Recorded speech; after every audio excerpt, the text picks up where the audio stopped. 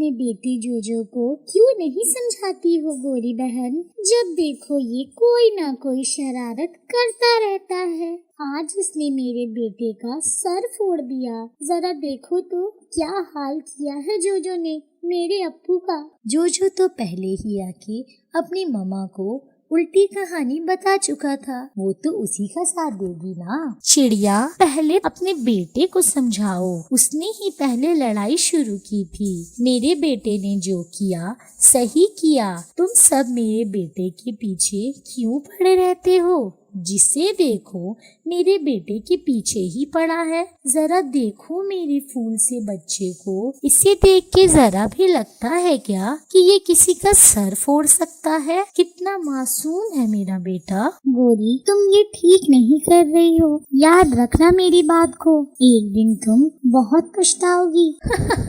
जाओ जाओ, बड़ी आई मुझे समझाने वाली। चिड़िया वहाँ से चली जाती है। गोरी तो थी ही झगड़ालू और उसके संगत में रह के उसका बेटा भी वैसा होता जा रहा था। हर दिन वो किसी न किसी बच्चे को मारता, हर दिन वो अपनी दादागिरी दिखाता हर एक बच्चे को। ऐसे ही कुछ दिन बीत जाते हैं। एक दिन जोजो नदी के किनारे बैठा रहता है, तभी वहाँ पे कबूतर और तोते के बच्चे आ जाते हैं। तुम यहाँ क्या कर रहे हो? तुम्हें यहाँ आने की इजाजत किसने दी? हमें यहाँ आने के लिए किसी की इजाजत की जरूरत नहीं है।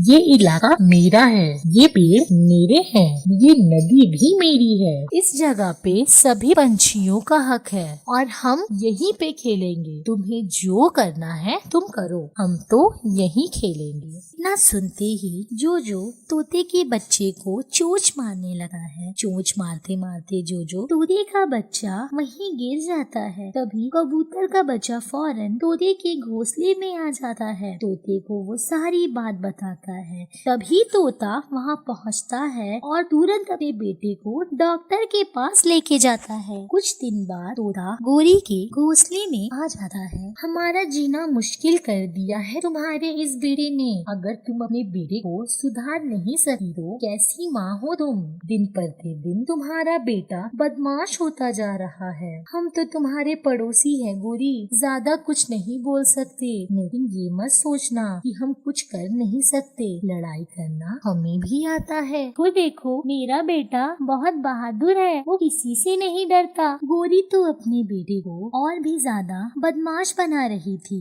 वो किसी की बात नहीं सुनती है। हम जोजो को गलत कह रहे हैं, पर असली गुनहगार तो तुम हो। अगर तुम अपने बेटे को अच्छे से समझाओगी तो वो कभी दूसरे बच्चों से लड़ाई नहीं करेगा। तुम सबको मेरे बेटे से दिक्कत क्या है, ये तो मुझे समझ ही नहीं आता। गोरी, मेरा काम था तुम्हें समझाना, मैंने समझा दिया। कहीं ऐसा ना हो किसी दिन तुम और तुम्हारा बेटा किसी बहुत बड़ी मुसीबत में फंस जाओ। ना कह के तोता वहाँ से चला जाता है। फिर कुछ दिन बाद उस जंगल में चील का एक परिवार आता है। उस परिवार में भी 2 चील के बच्चे रहते हैं। वो दोनों बच्चे बहुत ज्यादा शैतान और क्रूर थे। उस चील का परिवार अपनी क्रूरता की ही वजह से पहले जिस जंगल में था वहाँ से निकाला गया था। मम्मा, हम दोनों भाई खेलने जा रहे हैं। ठीक है जाओ, पर ज्यादा दूर मत जाना।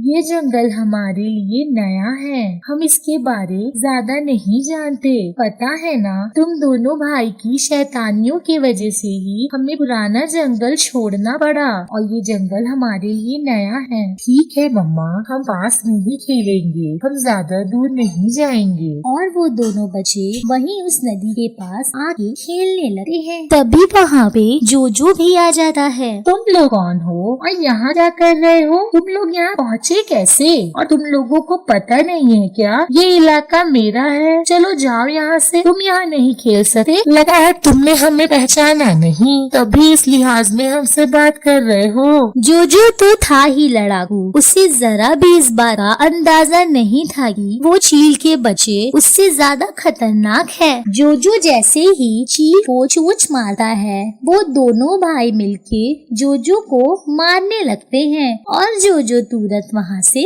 भाग जाता है। जोजो तो अपने घोंसले में आके अपने माँ के पीछे छुप जाता है। किधर गया वो कौवे का बच्चा? आज तो उसे छोड़ेंगे नहीं। कहाँ छुप गया तू? क्या बात है, कौन हो तुम? मेरे बेटे का पीछा क्यों कर रहे हो? वो जैसे ही जरा आगे बढ़ती है, जोजो इस चील को दिख जाता है और फिर चील जोजो की अच्छे से धुलाई कर देते हैं। तुम लोगों की इतनी हिम्मत, तुम लोगों ने मेरे बेटे को मारा।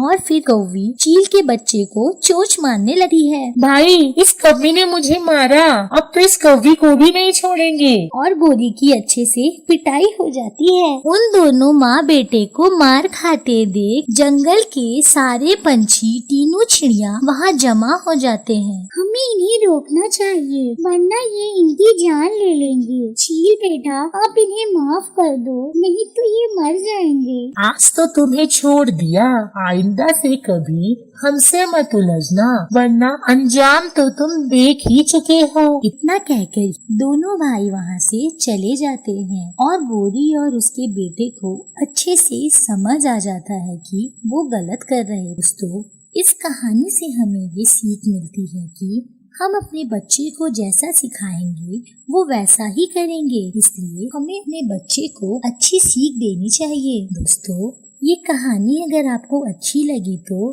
कमेंट करके हमें जरूर बताएं और हमारे वीडियो को लाइक और चैनल को सब्सक्राइब जरूर। Please like, share and subscribe.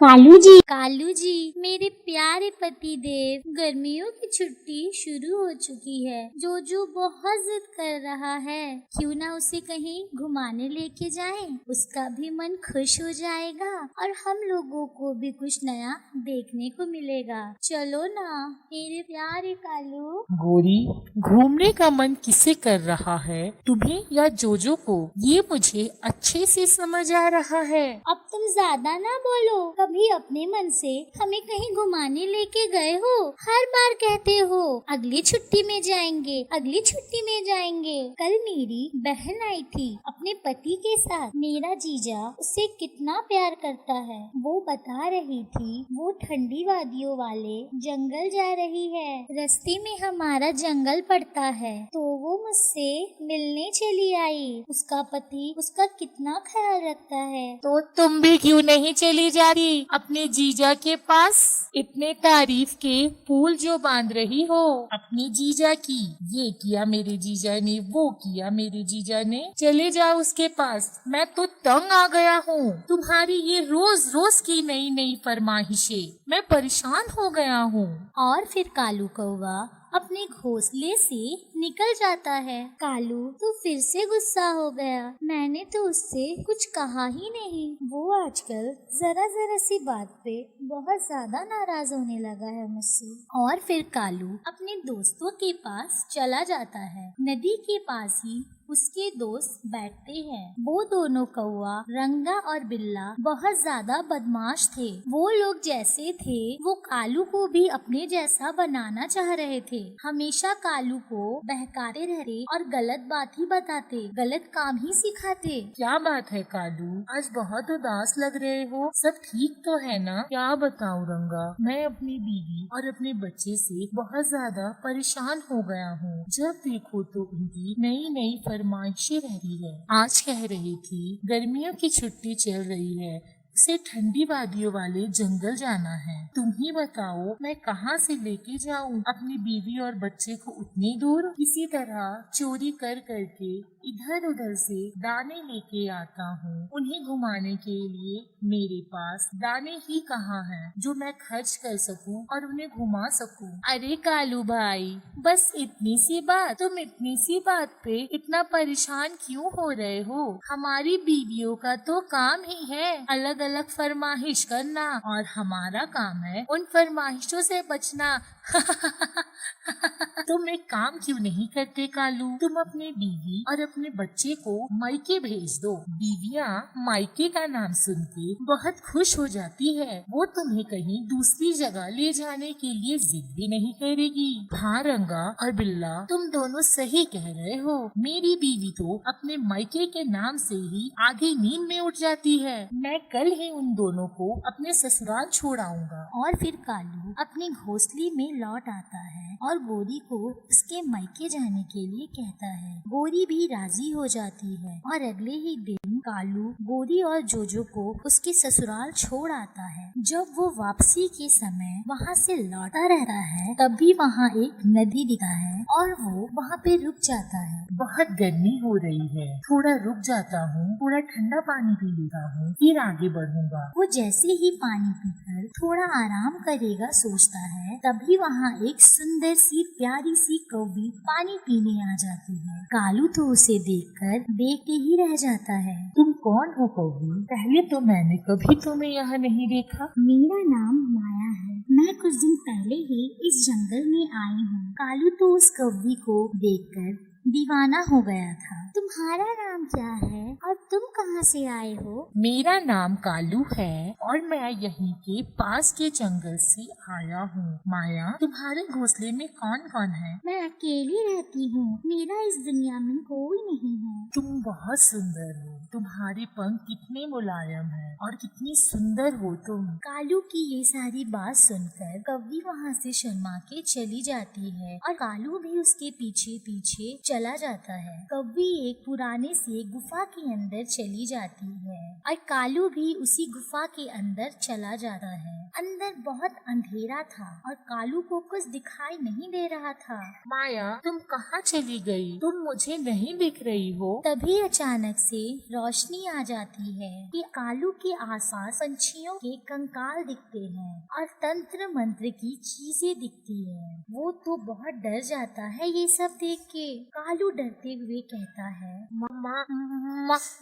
माया, माया, तुम कहाँ हो? मुझे बहुत डर लग रहा है। प्लीज तुम सामने आओ। तभी आवाज आती है, कालू, मेरे कालू, मैं यही हूँ। आओ ना मेरे पास, आओ ना मेरे पास।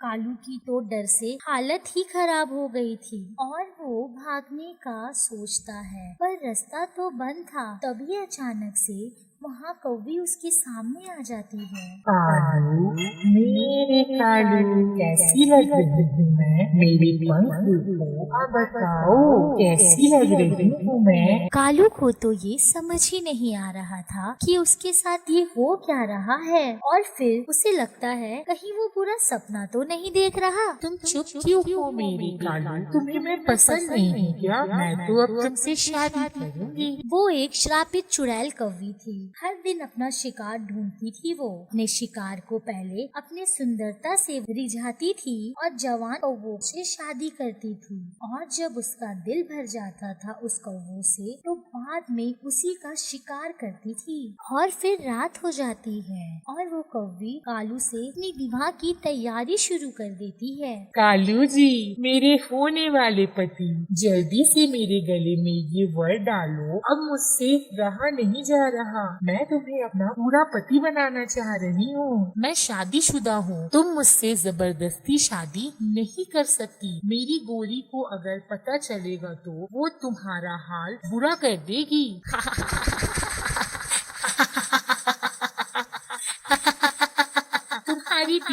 तुम्हारी बीवी का नाम गोरी है ना? तुम्हारा एक बेटा भी है जिसका नाम जोजो है। मुझे सब पता है, पर तुम्हारी बीवी को पता चलेगा तब ना।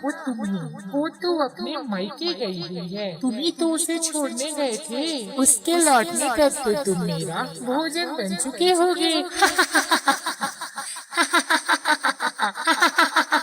अब ज्यादा समय ना लगाओ, मुझे वरमाला पहनाओ। नहीं नहीं नहीं नहीं, ऐसा मत करो मेरे साथ। गोरी गोरी बचाओ मुझे, बचाओ मुझे। चिल्लाते चिल्लाते कालू वहीं पे रोने लगता है, पर चुड़ैल कौवी नहीं मानती है और कालू कौवे से शादी कर लेती है। फिर कुछ दिन गुजर जाते हैं और गोरी वापस आ जाती है, पर वो घोंसले में कालू को ना देखकर इधर उधर ढूंढने लगती है। कालू, मेरे कालू, किधर चले गए तुम? और वो उसे तनु चिड़िया के पास आ जाती है और कहती है, चिड़िया, क्या तुमने कालू को देखा है? नहीं गोरी बहन, मैंने तो उसे कुछ दिनों से नहीं देखा है। मुझे लग रहा था वो तुम्हारे साथ तुम्हारे मायके गया हुआ है। नहीं चिड़िया, उसने तो मुझे और जोजो को उस दिन मेरे मायके में छोड़ दिया था और वो वापस आ गया था। शायद उसके दोस्तों को पता होगा, चलो उनसे पूछते हैं जाके, शायद उन्हें पता हो। गोरी और तन्नू चिड़िया कालू के दोस्त रंगा और बिल्ला के पास चले आते हैं। वो लोग नदी के पास ही बैठे रहते हैं। रंगा, बिल्ला, क्या तुम लोगों को पता है कालू जी कहाँ चले गए? नहीं गोरी कौवी, 3 से 4 दिन से